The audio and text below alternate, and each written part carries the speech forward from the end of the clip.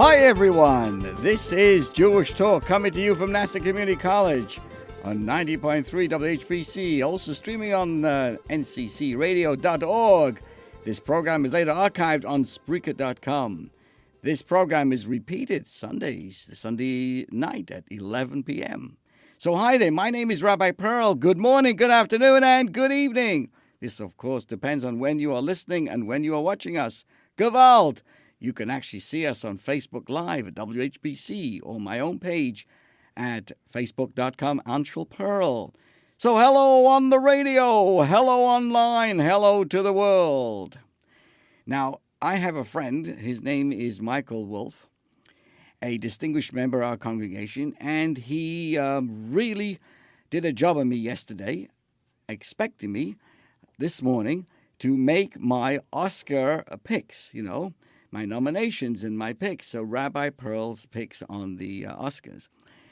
The truth is I really know very little about the Oscars, but I will tell you a little secret, dear friends, that Jimmy Kimmel called me up, and he was very concerned that he might get slapped on the face while he's on the stage over there.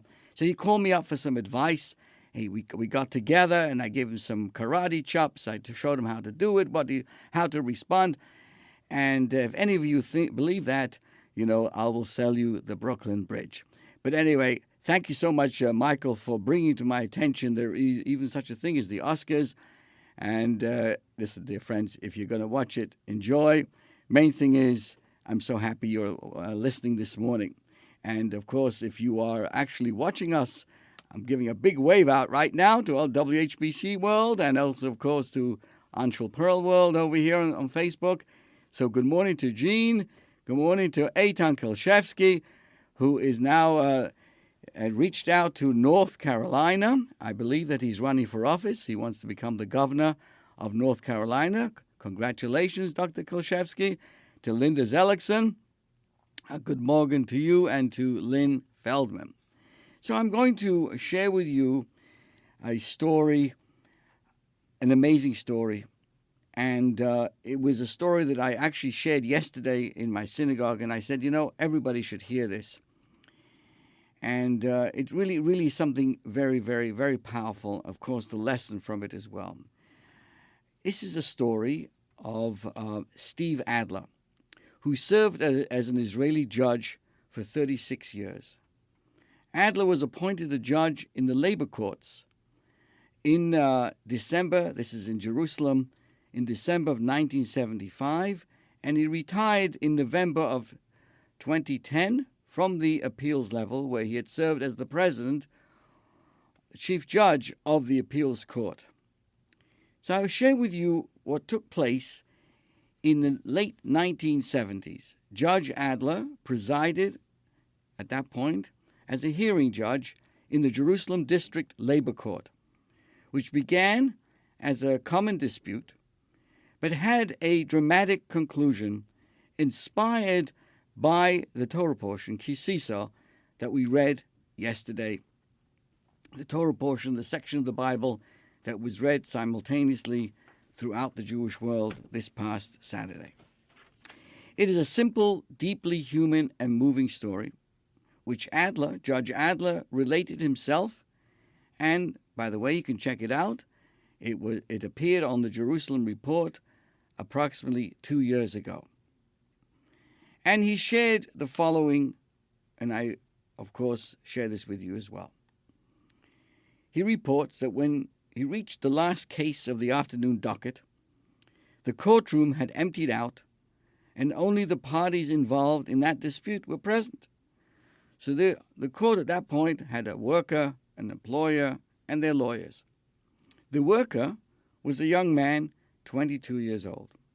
We'll call him David. The employer was an elderly man whose name was Sadia. He looked very unhappy being in court. From the papers filed, we knew that Sadia owned and operated a stall in Machne Yehuda. That's the famous Jerusalem shuk, the open market, and that the young man, David, had worked for him in this stall. So the lawyers informed the court that the only witnesses would be David and Sadia. Okay. David, the employee, testified first and said, I worked for Sadia at the stall for 8 years. And during an intense argument, he said to me, you're fired. Get out of here. I don't want to see you anymore. Obviously, he said it in Hebrew. David continued in a low voice with little emotion. He fired me. My final salary is written in the papers I filed, and therefore I'm entitled to severance pay of 8 times my final salary. I have nothing more to say. So the Judge Adler, asks Sadia's attorney if he wanted to question David, figuring that there must be more to the story than David mentioned. However, his attorney replied that he did not want to cross-examine David. At this stage of the hearing, the case seemed simple, since the severance pay law requires an employer to pay a dismissed worker 1 month's salary for every year worked. From the papers filed, it was not clear why Sadia had not paid David the severance pay. While there are numerous surprises even during simple trials, it was late in the day. The public representatives, it was the three judge panel, were getting tired, and they hoped that Sadia would just agree to pay, and let's conclude the day's hearing. When Sadia began his testimony, the hope was for a short, simple story, but the employment cases involve people and human relationships, and these often involve surprises, which was about to unfold in the following dramatic testimony and scene. Sadia clearly, with poise and self-confidence, but with language and expressions of an owner of a stall in the shuk, began his testimony, and with great pride he says, everyone in the Machne Yehuda knows Sadia.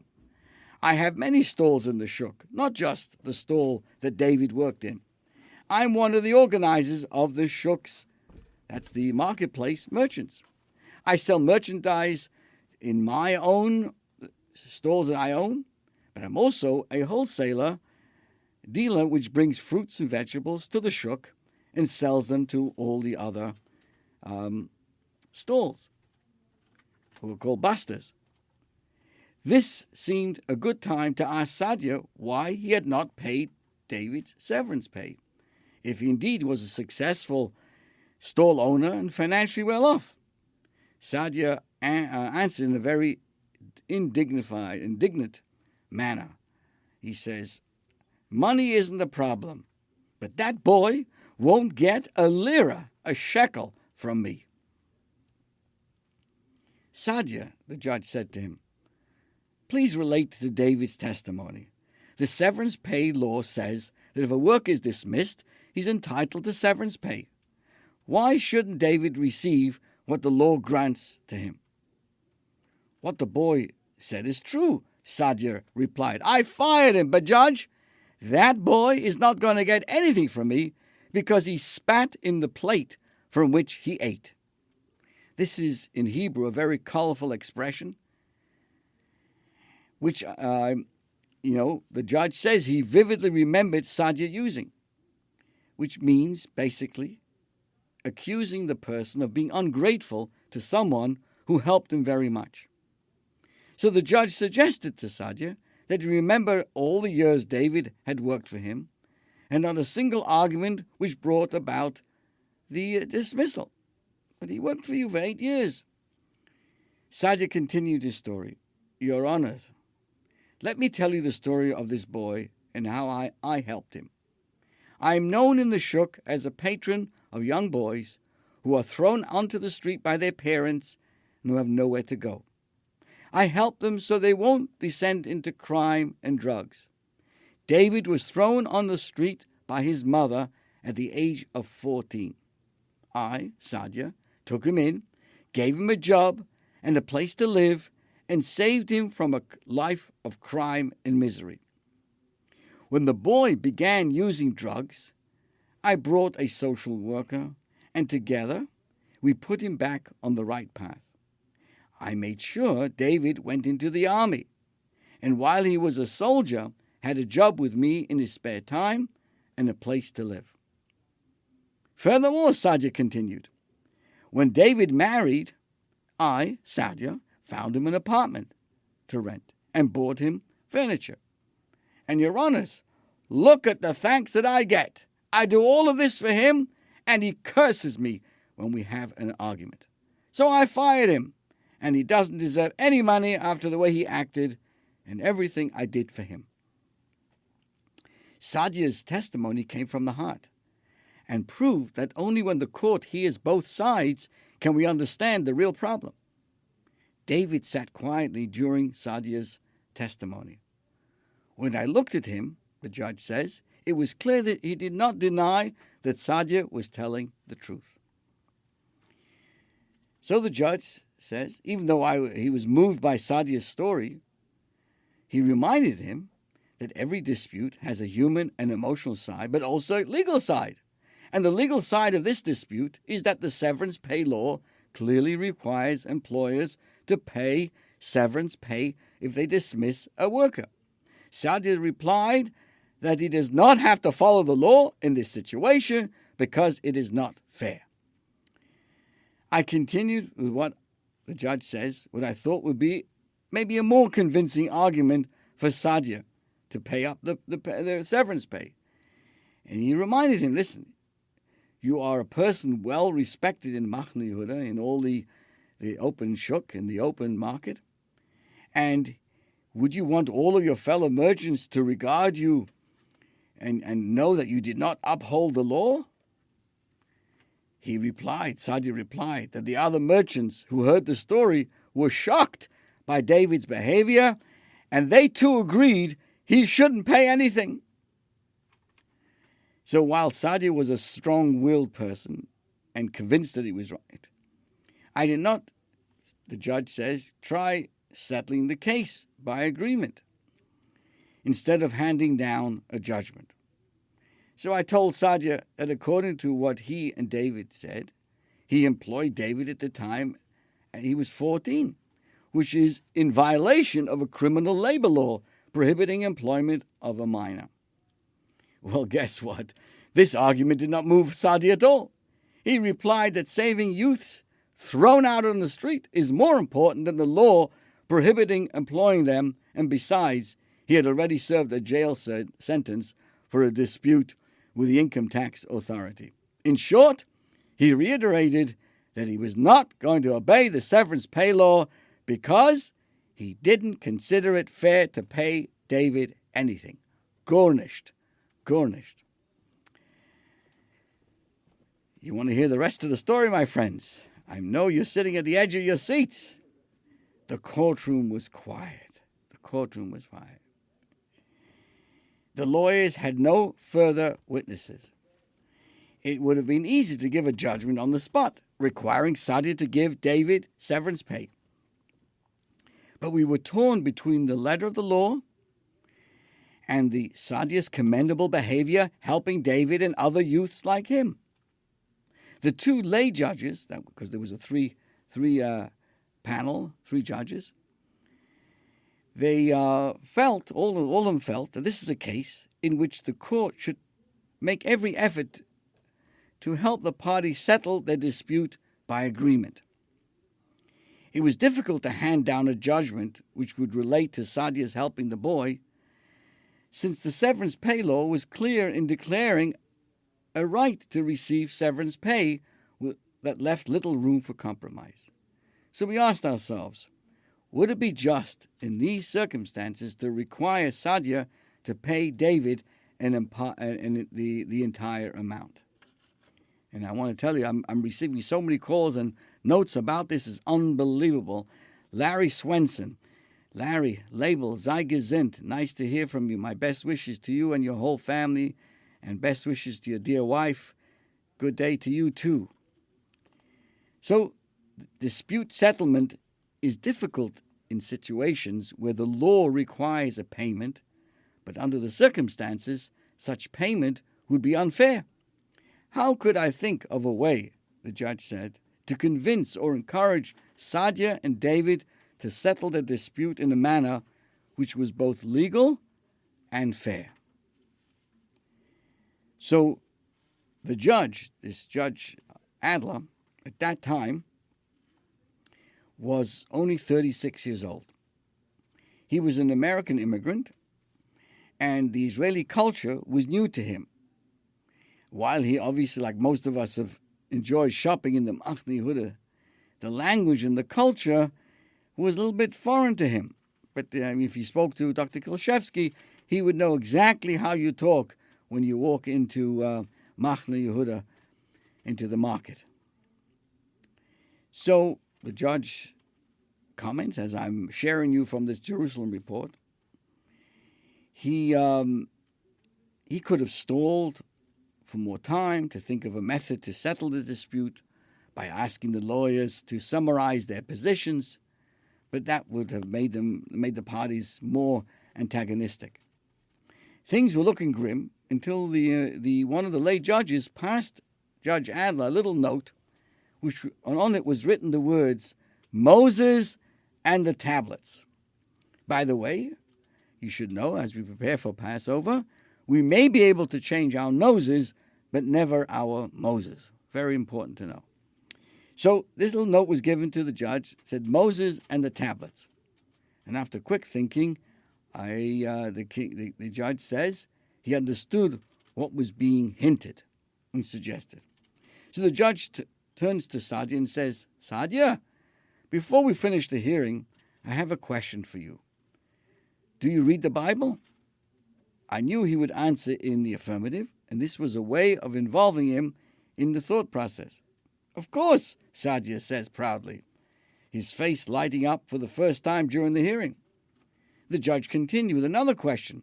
"Then you read about Moses, our great leader, who went up to Mount Sinai to get the Ten Commandments?" Sadia became more excited and replied, "Of course." Then I said, "Moses had the Ten Commandments in his hands when he came down the mountain. He sees the people of Israel singing with a golden calf and dropped the tablets. You remember that?" "Of course," Sadia says, enjoying every word of the biblical story, which is central to Jewish thought and is recorded in yesterday's Torah portion of Kisisa. So the judge continued, "Then what happened, Sadia?" Hashem wanted to abandon the people of Israel because they had sinned. But Moses says to God, "Take them back. They are your people. Forgive them." And God said, "Salachti kidvarecha, I forgive them." At this point, Sadia was nodding his head in agreement with the biblical story.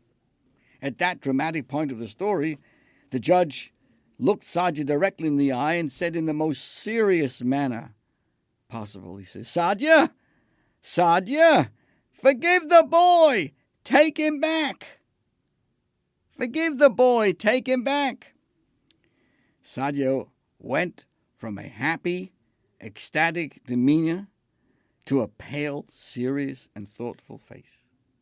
There was a deafening silence in the courtroom, and all eyes were now on Sadia. David looked like a youth waiting for punishment from his father. Sadia looked at the judge, thought about it, looked at David, and then said, "I'll take him back. I'll take him back." David, who had been silent until now, jumped into Sadia's arms and said, crying, "I couldn't sleep all night thinking about how I could testify against you at the trial because you were like a father to me." They hugged each other for a few minutes, and no one in the courtroom said a word. Sadia and David then turned away and walked out of the court, hand in hand, without saying a word. The two lawyers closed their briefcases, and they too left the courtroom without saying a word.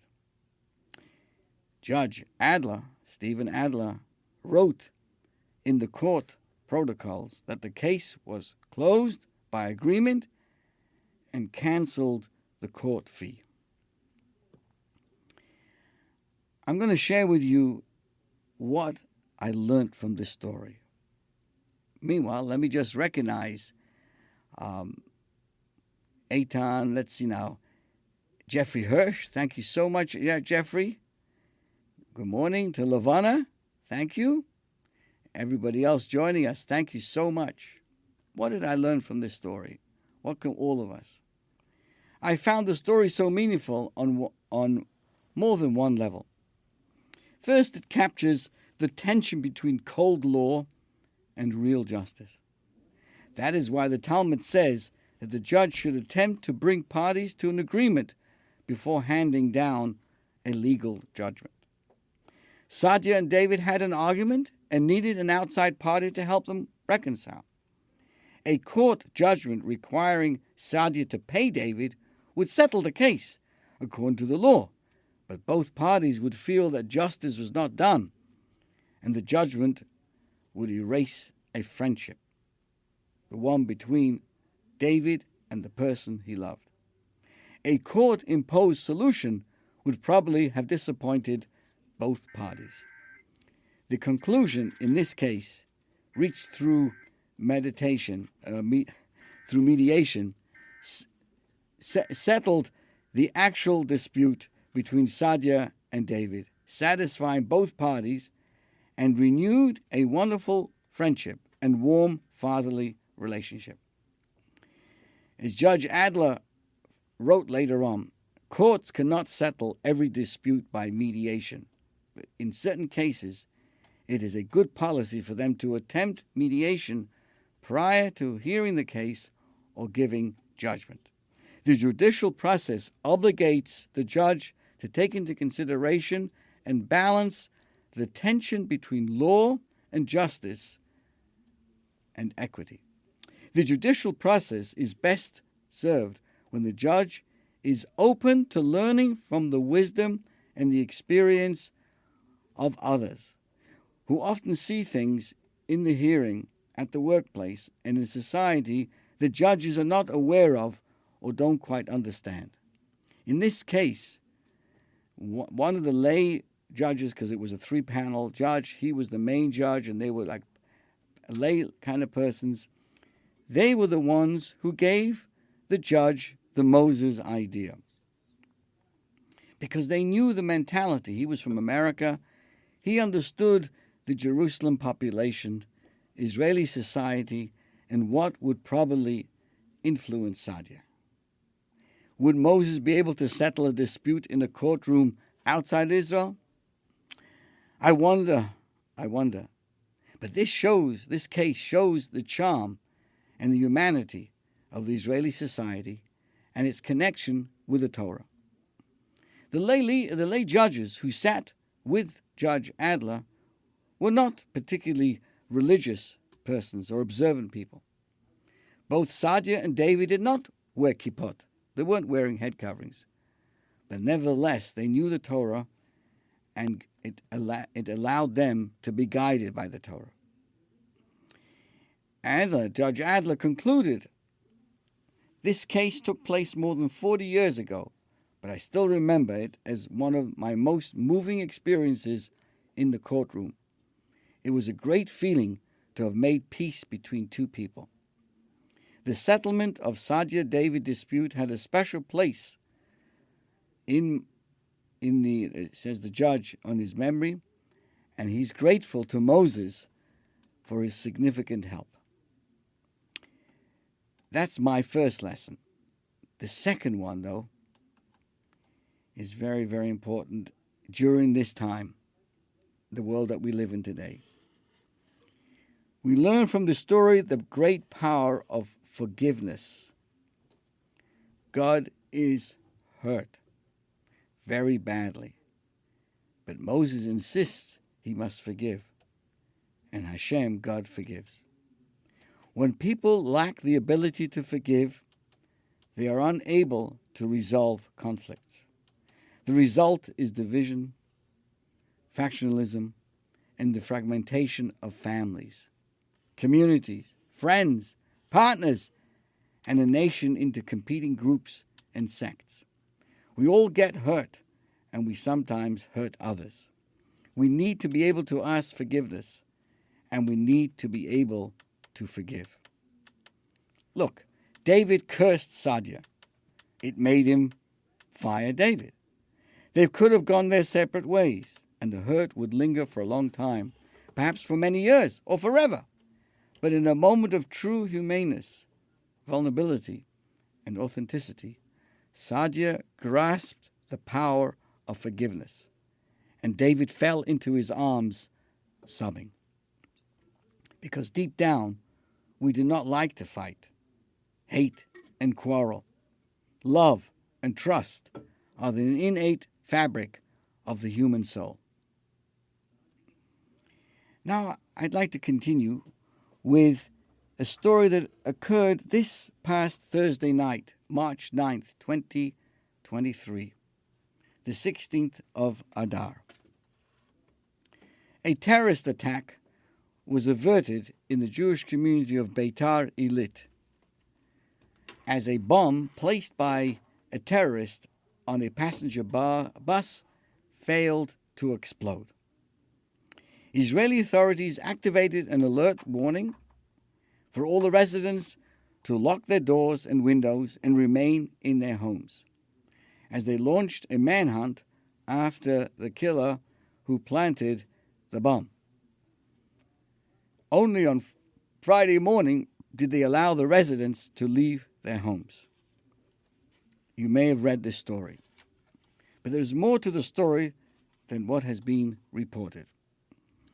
A terrorist gets on the bus filled with passengers, leaves a bag on one of the seats, and he leaves the bus. A woman sitting next in her next seat, her name is Rivka, and she's sitting near the bag. She thinks that the passenger forgot his bag on the bus, but she hears hissing and rustling inside the bag. She reports it to the bus driver. He dismisses it as nothing. Just somebody forgetting their bag. Yet the noises did not desist, did not stop. She was getting nervous, but the bus driver ignored it. But then Rivka saw smoke coming out of the bag. She ran to the bus driver, shared with him about the smoke. He now finally instructed everyone at once to get off the bus. He called the Israeli authorities, and they came to the bus and detonated the bomb. Thank God, nobody was hurt, and the entire bus was saved from a possible horrific terror attack. I was reading the story, and a friend of mine, whose daughter is studying in Israel, went to stay for this Shabbos at the home of Rivka in Beitar Illit. The girl asked Rivka if she had done something special recently. The girl felt that this woman, Rivka, may have had some special merit or mitzvah which caused the bomb to malfunction and allowed her to notice the bag and alert the authorities before any explosion might have happened. Rivka responds to her guest and said yes. She reminded herself, a neighbor of hers built a balcony extending from her home, which Rivka felt came into her property and covered her sunlight. The neighbors got into a fight, and the fight became very ugly. Horrible words and threats were hurled from one another, and with each day the war was getting worse. On the night of Purim, last week, Rivka decided she can't live like this any longer. She can't live with hate, anger, and resentment. She took a friend from the block, walked into her neighbor's home, and apologized. They spoke, and they made peace with each other. This is a true story, my friends, that just came to our attention. We do not know God's ways, and we certainly do not know the heavenly calculations of who gets saved and why. Sadly, many great people doing great mitzvahs have been hurt, maimed, and slain in terror attacks. Yet we do know the power of peace and forgiveness and love to generate extra protection and salvation. We know if this special mitzvah done with tremendous sacrifice, which requires overcoming fear, pride, resentment, and ego, did not confer upon Rivka, you got to think of it, gave her a special merit and protection to save a bus from devastation. It's not easy to ask forgiveness. It's not easy to forgive. But I've never heard of anyone regretting, of course, regretting it. Of course, when the forgiveness is genuine and not enabling further abuse and immoral behavior, or when forgiveness is detrimental to a victim for one reason or another. Rabbi Jonathan Sachs wrote in his book, he has an amazing book called The Dignity of Difference. In a world without forgiveness, harm generates harm. There's no way short of exhaustion or forgetfulness of breaking the sequence. Forgiveness breaks the chain. It introduces into the logic of interpersonal encounter the unpredictability of grace. It represents a decision not to do what instinct and passion urges us to do. It answers hate with a refusal to hate, animosity with generosity. Few more daring ideas have ever entered the human situation. Forgiveness means that we are not destined endlessly to replay the grievances of yesterday. It is the ability to live with the past without being held captive by the past. It would not be an exaggeration to say that forgiveness is the most compelling testimony to human freedom. It is about the action that is not reaction. It is the refusal to be defined by circumstance.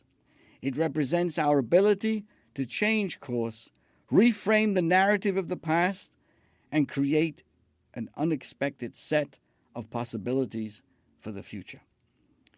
And the chief rabbi continues, in the face of tragedy, forgiveness is the counter-narrative of hope. It is not a moral luxury, an option for saints. At times it is the only path through the thickets of hate to the open spaces of coexistence. So in Ki Sisa, yesterday, Moses introduces this idea to God. Perhaps God himself is perfect. Hence, there is no room for mistakes and forgiveness. But Moses, so to speak, teaches God about the frailties of humanity and our ability to forgive if we want to build a healthy, loving world.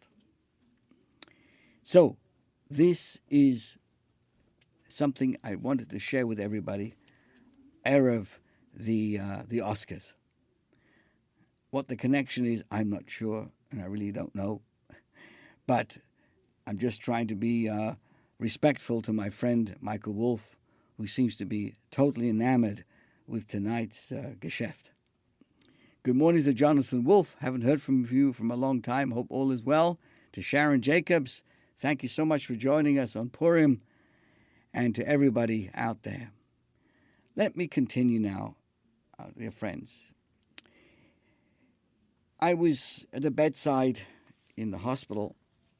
I serve as the resident rabbi at the NYU Langone Hospital in Mineola. I'm often called upon the late stages of a person's life. And, of course, part of that includes helping the patient, or even on behalf of the patient, of saying Shema Yisrael.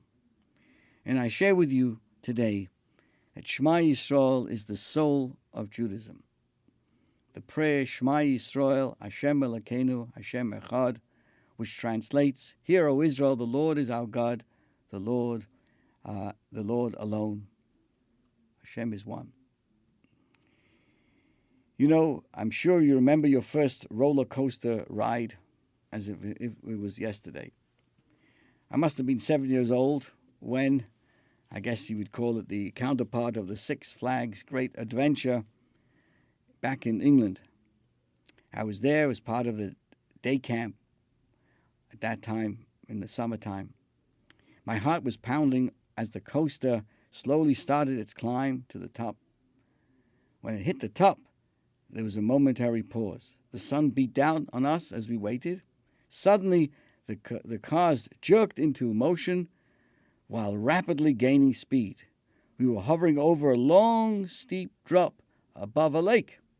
I grabbed the shoulder harness as we plunged into a free fall, and all I heard was terrible screaming. I feared the cars would jolt off the tracks, but instead of screaming incoherently, I remember gathering all my powers of belief, and I shouted out a colossal Shema Yisrael, Hashem Elokeinu, Hashem Echad. During the entire ride, I found myself repeating again and again those 6 words of the Shema. I guess on the roller coaster, I became a Jew by propulsion. Today, wondering about this, how interesting that my reflex and my intuitive at that moment was to turn to Shema during this little panic moment on the roller coaster.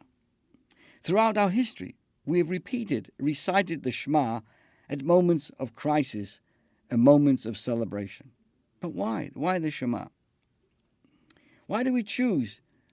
Why is it for comfort and inspiration over so many other verses in the vast Jewish liturgy?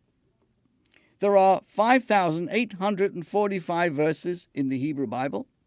I'm sure someone's going to right away check it out and make sure that I was not making a mistake. So there's 5,845 verses in the Bible, in the Torah.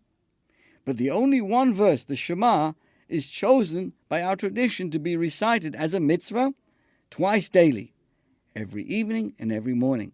We say it in the morning, we say it in the evening, say it during the evening services, we say it before we go to sleep.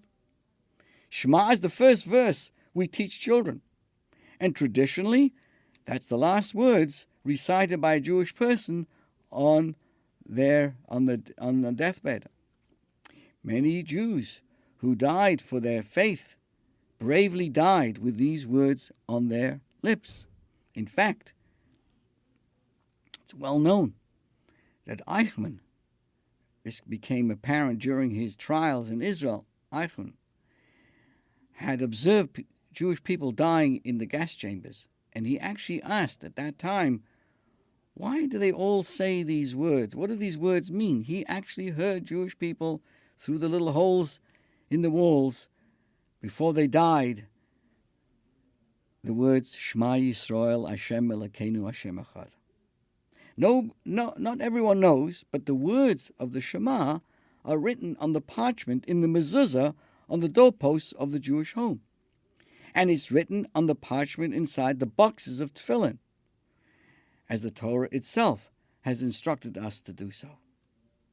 The Shema is the only verse which, according to Jewish tradition, must be recited with full concentration. If one says Shema without being mindful, then one has not fulfilled the mitzvah. Of only one verse it is written that it must be recited and that it should be audible to oneself. The ear must hear the sound of the lips. And it is the crescendo of Shema that we culminate the famous Ne'ilah service on Yom Kippur. The last words that we say before everybody rushes out of the synagogue to build their sukkah, we say the Shema. So why such a pervasive and persistent and reiteration of the Shema? Why is it? Because it is the foundation of Jewish faith. It expresses the deepest elements of Jewish spirituality. Shema means not only to hear, but to focus, to pay attention, to understand, and to internalize that there's only one God. When we say the Shema, we reject the idea there is no God and that the world is a product of random chance. By saying the Shema, we also reject the idea of a pantheon of gods, a belief held by many ancient cultures, which creates hordes of deities that simply resemble more powerful human beings. To understand God is one, Hashem Echad, is to know that the universe exists and we exist because one God, author of all, brought us into existence with a purpose and love, and therefore our lives have ultimate meaning.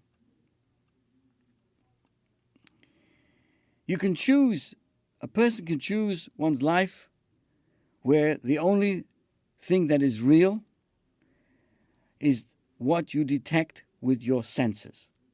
But if you think about it, the deepest things of life, the most valuable things, can't be touched or seen by the naked eye. Can you touch meaning? Can you touch happiness? Can you touch holiness? Can you touch love or friendship or integrity, trust, compassion? These are things that bring fulfillment and enduring to our lives. These things are just as real as the things that we see, only more deeply hidden.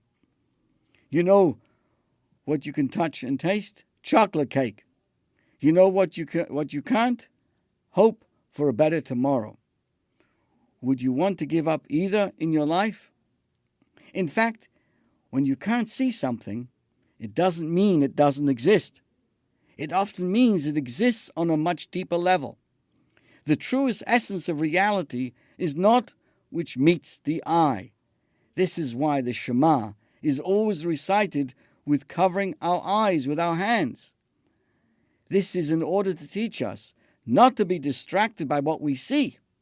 Judaism is teaching us to focus on the inner dimension, the soul, the neshama, not the facade, on character, not flesh, on ethics, not power, on the inner reality, not the mask of the outside world. You see, there are two kinds of cultures. You have a visual culture and the culture of the tangible. And then you have a more cultural of sound, a Shema culture, a culture where the invisible is more powerful than the visible. Most civilizations have been visual cultures, from the earliest pagans who saw the gods in the sun and the storms and worshipped what their eyes beheld, to the ancient Greeks who excelled in art, architecture, sculpture, and the theater, what we know as the visual arts.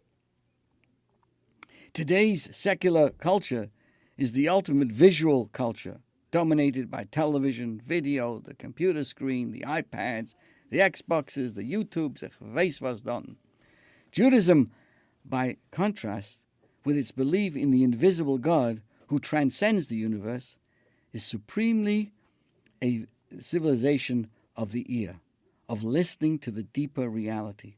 Hearing represents a depth of understanding of what can't be seen. Hence, the key verb in Judaism is Shema, hear. It is a call to move beyond the external aspect of reality and to hear, to internalize a deeply godly truth and the yearnings of our souls. Now, what does a visual culture produce? It produces art, paintings, architecture, sculpture, theater. In Judaism, where's the architecture? Where is the art? Where's the theater? And look how this idea affects actually our language. In English, almost all of our words for understanding or intellect are governed by the metaphor of sight. We speak of insight, hindsight, foresight, vision. We speak of people making an observation. When we understand something, we say, I see. You know, the word video comes from the Latin word idea. The V is the soft consonant which gets dropped. An idea is something you see. Greek culture is a sight-oriented culture. Judaism, by contrast, is the paradigm of an auditory culture in which the primary act is not seeing, but listening. The Babylonian Talmud consistently uses the metaphor of hearing. When a proof is about to be brought, it says, Ta Shema, come and hear. When it speaks of an implication, it says, Shema mina, hear from this. When someone disagrees with a proposition, it says, Loi shemi'alei, he could not hear it. When it draws an inference, it says, Mashma, which means from this it can be heard. In Western cultures, understanding is a form of seeing. In Judaism, it is a form of listening. And this is fascinating because this shows that Judaism is a culture not of the eye, but of the ear, of deep listening and understanding that goes into the very texture of biblical narrative.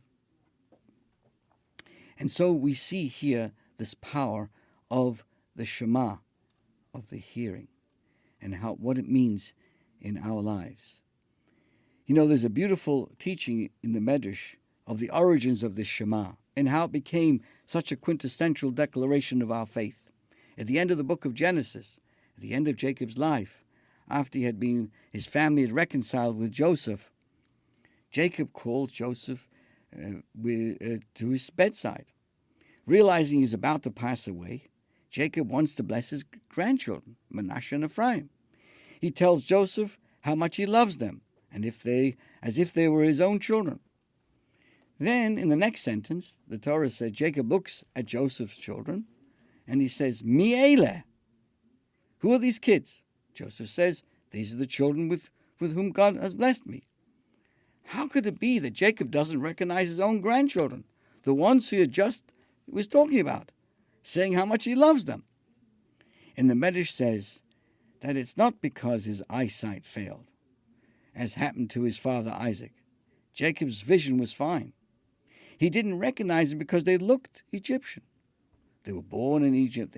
Their dress, their appearance was no different from the young people around them. And that deeply bothered him. So when he asked them, who are these children? He was really saying, I know what their names are, but who are they? Are they part of our people with the same commitments and loyalties? Mi eileh. Manasseh and Ephraim, sensing their grandfather's concern, answered him, Shema Yisrael. Listen, Grandpa, Israel. Remember, Jacob's other name is Israel. Hashem Elokeinu, the Lord is our God.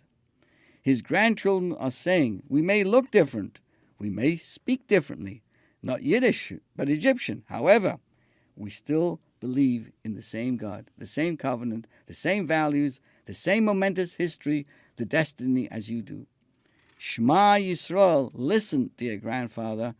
We know Hashem Elokeinu, Hashem Echad. That is the origin of the Shema, that conversation. And ever since then, Jewish parents bless their sons, bless their children, particularly on Erev Yom Kippur. Some do it every Friday before the Shabbat.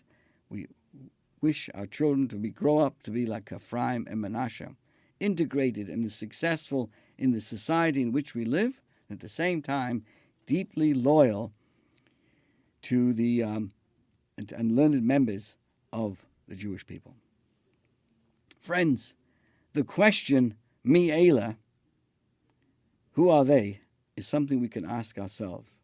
How do we see ourselves? Are we part of this long legacy, or do we see ourselves somehow truncated, God forbid? There's a moving song entitled The Man from Vilna. It's based on a true story that was reported in the USA Today and other newspapers. A rabbi was on a flight from Chicago, and on the flight was an elderly Jew struggling with his suitcase, unable to walk very well. So the rabbi came over to help him to carry his baggages, and they got in a conversation. The man said he was on the way back from a family wedding in Chicago. The rabbi said, it's so difficult for you to travel. I think, they would have understood your regrets. Why are you schlepping over there? The man said to him, you don't understand. Since my experience in the concentration camps, I had never missed an opportunity to celebrate a family simcha. No matter how much it means and hard for me to schlep, it's never a burden. I go to a bar mitzvah, I go to a bat mitzvah, I go to a wedding, anything. I sing and I dance like a teenager. You see, this is my revenge against the forces of evil. Then he tells the rabbi an incredible thing. After the war, after he was liberated, he went back to Vilna, to his hometown. He wanted to see if he could find any of his friends. He traveled many months to get there. There were others traveling with him, searching and hoping, and they came to walk down the streets of Vilna after the war. The evening was about to fall, and somebody reminded them it was Simchas Torah that night. So we decided to go to the great shul to celebrate Simchas Torah once again. As they came to the shul, it was all boarded up, surrounded by barricades. We didn't care. They tore them down. They rushed inside. They couldn't believe what they saw. The desecration, the torn pages of the prayer books. They decided they were going to have their Simchas Torah celebration nonetheless. They walked over to the eastern wall, to the skeletons of what used to be the magnificent Holy Ark. When they opened up the Torah, empty, no Torahs. The enthusiasm just melted away.